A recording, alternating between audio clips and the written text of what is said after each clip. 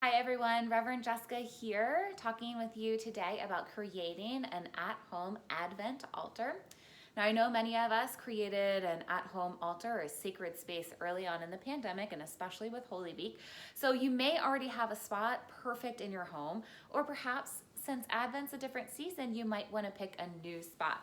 For us at our home, I decided to pick a different location than our normal sacred space upstairs. And I've just picked this, you can see it's on top of the girls' play bins and books and everything. So this is central in our home. It's also later on in December when we get a Christmas tree. Our Christmas tree goes in the corner here, and so it'll be all nice together in one location. Also for Advent, we have our nativity scene, and the girls love playing with these pieces. So I want to make sure it's front and center and prominent in our everyday life. So first, pick a spot. Find a table or a little area where you can at least have your Advent meditation, your devotional, your calendar, whatever it is that's going to speak to you. And if you're participating in our communion at home offering this Advent season and Christmas, make sure that there's also a spot for that as well. So normally I would tell you find a nice cloth. I picked Advent blue. Some churches do purple for the Advent season. Here at All Saints, we do blue.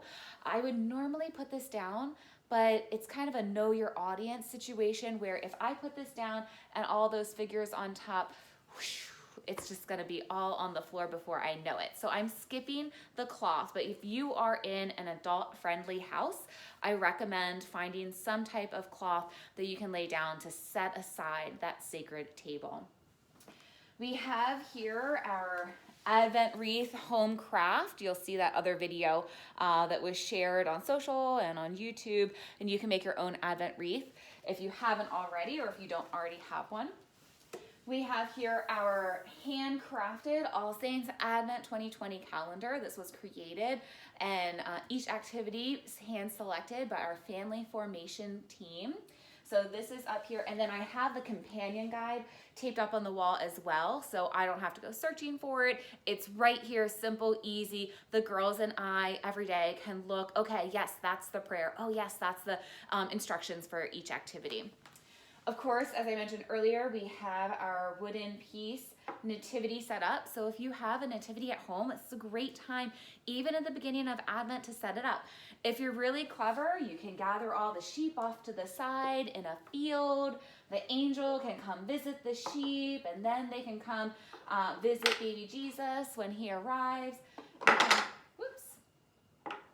You can have the wise ones or the magi off to the side as well, help tell the story with your children.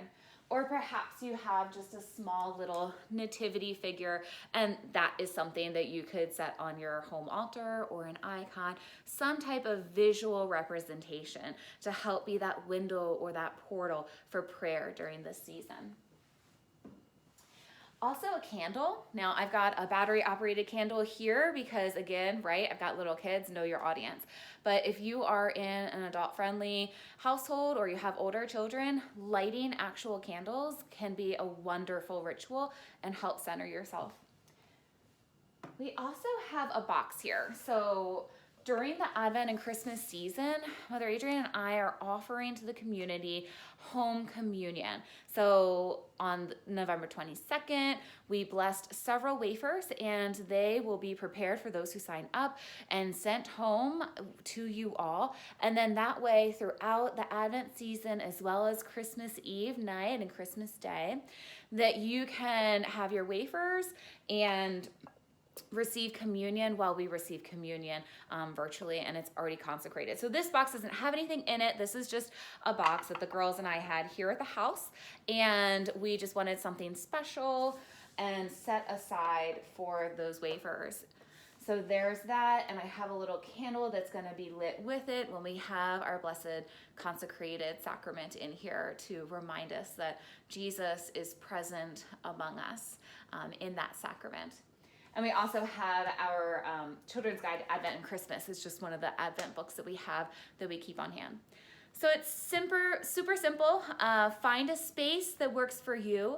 Find a couple holy things, a candle, a cloth, an image.